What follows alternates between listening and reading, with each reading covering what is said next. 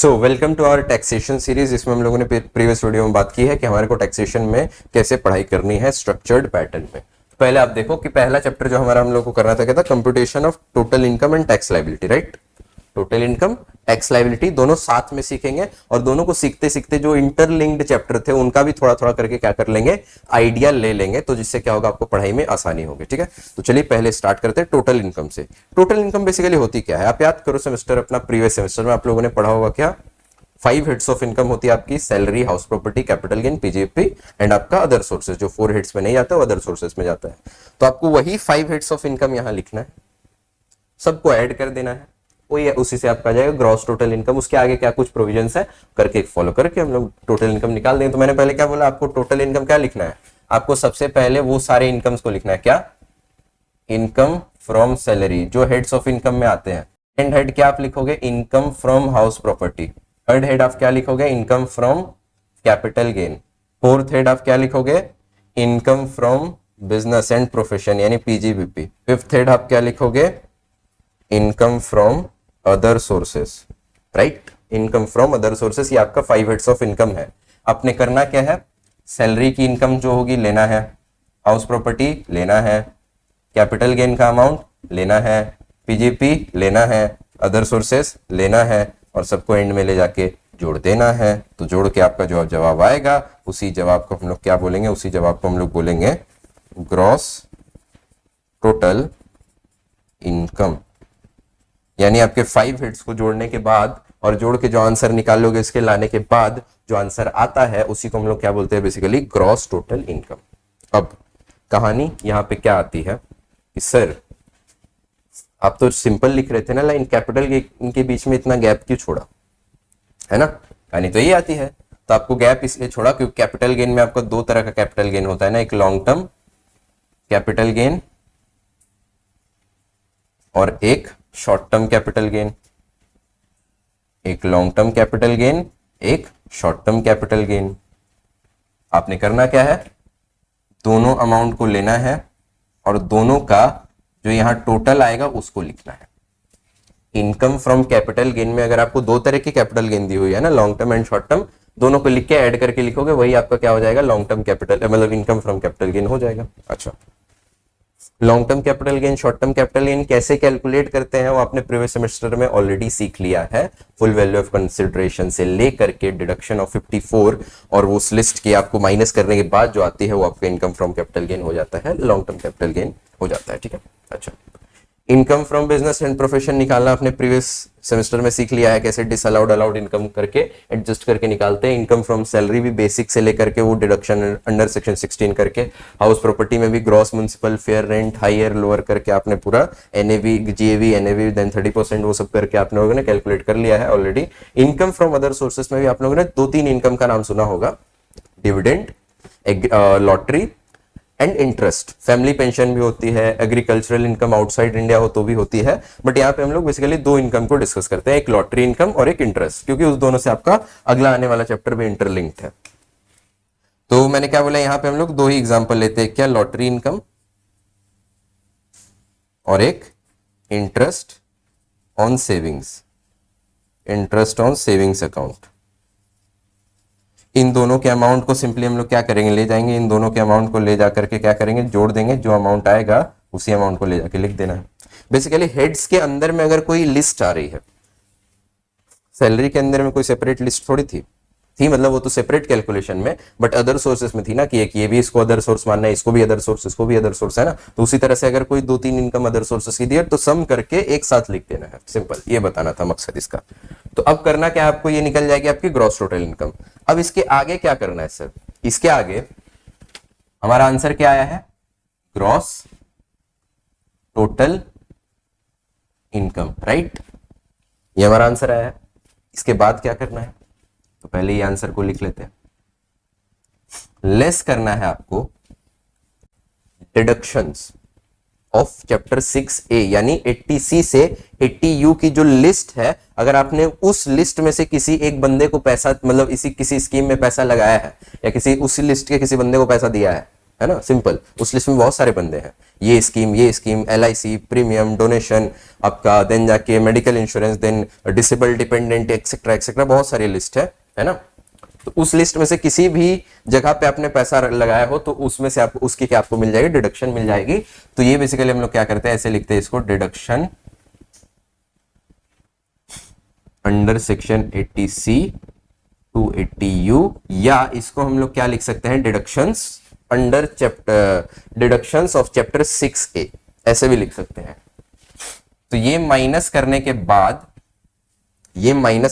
अच्छा इसमें मैं एक और पॉइंट बता दूं, ये माइनस करने के बाद आपका जो आएगा उसको हम लोग क्या बोलेंगे, उसको हम लोग बोलेंगे बेसिकली टोटल इनकम, समझे आप लोग, उसी को हम लोग क्या बोलेंगे, टोटल इनकम, जो आपका पहला चैप्टर है, कंप्यूटेशन ऑफ टोटल इनकम। पहला नहीं, एक्चुअली मॉड्यूल में तो यूनिट 3 है, बट हम लोग इसको पहले कर रहे हैं, ठीक है, जो हमारी सीरीज का पहला चैप्टर है। तो ये आपका आ जाएगा क्या, टोटल इनकम। अब देखो करना क्या है, ये बोलोगे सर क्या बताना था, अभी आपने बोला अगर आपको क्वेश्चन में ये लिखा हुआ है ना, इंटरेस्ट ऑन सेविंग्स अकाउंट, ये, तो आप एक बात याद रखना, कुछ बोले या ना बोले, एक अमाउंट आपको फिक्स ले लेना है अंडर सेक्शन 80TTA।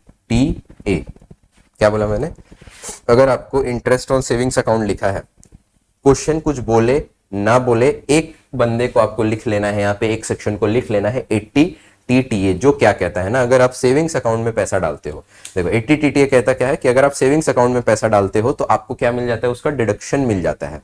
कंडीशन क्या है, आपका जो इंटरेस्ट है वो इंटरेस्ट 10,000 से ज्यादा नहीं होना चाहिए। अगर आपके सेविंग्स अकाउंट में पैसे हैं, 80TTA कहता क्या है कि अगर आपके सेविंग्स अकाउंट में पैसे हैं और उस पैसे पे आपको इंटरेस्ट मिल रहा है और वो इंटरेस्ट अगर 10,000 से कम है तो डिडक्शन मिलेगा, 10,000 से ज्यादा है तो सिर्फ 10,000 तक ही डिडक्शन मिलेगा और नहीं मिलेगा। फॉर एग्जांपल आपको 15,000 का इंटरेस्ट मिला तो 10,000 तक तो माइनस हो जाएगा और बाकी बचे 5,000, उसके ऊपर आपको क्या पे करना पड़ेगा, टैक्स पे करना पड़ेगा, ठीक है। तो ये आपका क्या, कौन सा सेक्शन बोलता है, 80TTA, है ना। तो आपको क्या करना है, क्वेश्चन में दिया रहे या ना दिया रहे, इंटरेस्ट ऑन सेविंग्स अकाउंट लिखा है, आपको 80TTA के तहत डिडक्शन ले मतलब कैलकुलेट कर देना है। और कितना, मैक्सिमम आपका 10,000 ही होना चाहिए।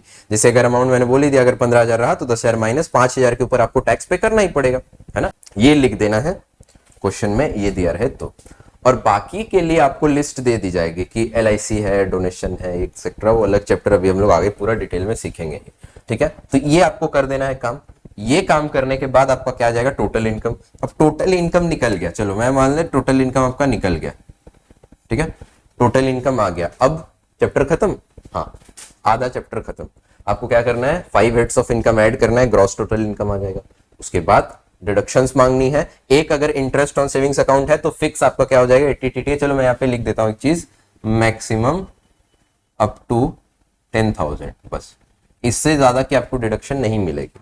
अगर आपको 5,000 है, 5,000 माइनस हो जाएगा, 8,000 है, 8,000 माइनस हो जाएगा, लेकिन ज्यादा हुआ तो मैंने ऑलरेडी बताया 10,000 से ज्यादा आपको नहीं मिलेगा। इसके बाद आपको क्या कर लेना है, टोटल इनकम आ जाएगी। अच्छा, उसके बाद सर, उसके बाद आपको करना है टैक्स लायबिलिटी। अब टैक्स लायबिलिटी कैसे निकलेगा वो थोड़ी देर बाद सीखें, पहले एक एग्जांपल करते हैं। चलो पहले हम लोग लिखते हैं, चलो मान लो सैलरी है आपका, एग्जाम्पल करते हैं, क्वेश्चन लिख लेते हैं अच्छे से और उसके बाद हम लोग उसको सॉल्व कर देते हैं। तो क्या होगा, हमारे को आइडिया लग जाएगा कि इस चैप्टर में अपने को करना क्या है बेसिकली, ठीक है। तो चलो क्वेश्चन में यहाँ पे लिख देता हूँ। चलो, तो हमने यहाँ पे क्वेश्चन हमारा लिख लिया है और उसके बाद हम लोग को क्या करना है, देखो मैंने यहाँ पे ये सब फॉर्मेट नहीं मिटाया ताकि मैं जल्दी जल्दी क्वेश्चन सॉल्व करवा दूं। आपको क्वेश्चन ऐसे ही दिया रहेगा एग्जाम में, इनकम फ्रॉम हाउस प्रॉपर्टी ऐसी लिस्ट दी रहेगी, ठीक है। और इसके बाद आपको सॉल्यूशन करना है। चलो करते हैं। तो सबसे पहले आपको सैलरी में सैलरी की इनकम लिख लेनी है ना, सैलरी में सैलरी की इनकम लिख लेनी है।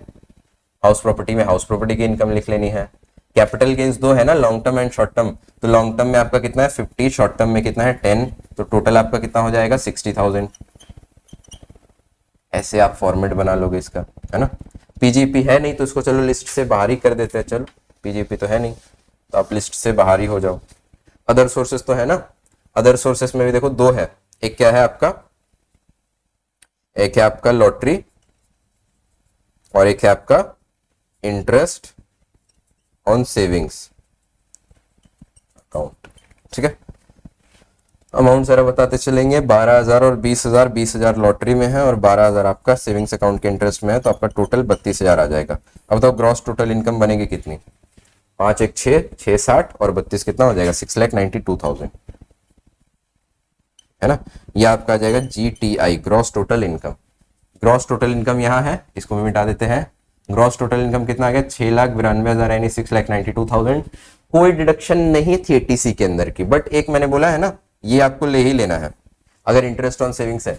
मैक्सिमम कितना आपको डिडक्शन मिलेगा, 10,000। क्यों 10,000? क्योंकि अमाउंट 12,000 है, 10,000 से ज्यादा है, लेकिन मैक्सिमम तो डिडक्शन आप क्लेम कितना कर सकते हो, 10,000 तक का ही। देन इसके बाद हम लोग को क्या करना है, आपको निकाल लेना है सिंपली टोटल इनकम। तो आपकी टोटल इनकम कितनी आ जाएगी, टोटल इनकम आपकी आ जाएगी 6,82,000 and our question is completed. Format अभी हम लोगों ने नहीं बनाया, फॉर्मेट अभी मैं डिस्कस कर देता हूं आपके साथ। तो इस तरह से आपको ये क्वेश्चन दिया रहा कि हमने उसका सॉल्यूशन कर दिया। फॉर्मेट कैसे बनाना है अभी बताता हूं। आप इसका चाहे तो स्क्रीनशॉट भी ले सकते हो इधर से, और इधर से पूरे का स्क्रीनशॉट लेकर के आप कॉपी भी कर सकते हो, लेकिन फॉर्मेट के साथ अब कैसे करना है अब आपको दिखाता हूं। देखो फॉर्मेट कैसे बनेगा इसका पूरे चैप्टर्स का। अच्छा, तो फॉर्मेट अब हम लोग डिस्कस करते हैं। देखो टैक्स में फॉर्मेट आपका फिक्स होता है, जैसे आपको पता होना चाहिए, जिसके बारे में पर्टिकुलर्स, अमाउंट डिटेल्स, अमाउंट भी लिख सकते हो आप, SSC स्टेटस, और हम लोग असेसमेंट ईयर, प्रीवियस ईयर। और आपको अभी हम लोग चैप्टर कौन सा पढ़ रहे हैं, अभी हम लोग चैप्टर पढ़ रहे हैं कंप्यूटेशन ऑफ, क्या बताओ, टोटल इनकम। देन जब हम लोग टैक्स लायबिलिटी निकालेंगे तो हेडिंग क्या चेंज हो जाएगी, computation of tax liability. Format आपका यही रहने वाला है। इस फॉर्मेट में इसको कॉपी एंड पेस्ट कर दो तो salary 5 lakh, house property 1 lakh, capital gain 50, 10, 60, other sources 20, 12, 32, उसके बाद GTI आ गया आपका। डिडक्शन एक ही है, 10,000 माइनस करके 682 ला देंगे। तो ये हमारा क्या है, बेसिकली फॉर्मेट है। इस तरह से आपको एग्जाम में भी क्या करना है, फॉर्मेट बना करके सॉल्व करना है। ठीक है, तो ये हमारा हो गया पहला पार्ट खत्म, computation of total income. Next part में जो आज ही आएगा आपका, आज ही अपलोड होगा, वो है कंप्यूटेशन ऑफ टैक्स लायबिलिटी। और इसी क्वेश्चन को रेफरेंस लेकर के टैक्स लायबिलिटी भी कैलकुलेट करूंगा मैं। तो वो आप स्टे ट्यून रहना, आप उसको भी आपके बारे में पता चल जाएगा, आपको उस बारे में भी पता चल जाएगा कि टैक्स लायबिलिटी कैसे कैलकुलेट होती है। ठीक है, चलिए मिलते हैं हमारे नेक्स्ट वीडियो में। तब तक के लिए be happy, be healthy, take care and keep learning. Thank you. Thanks for watching. Don't forget to like, share and subscribe for more updates on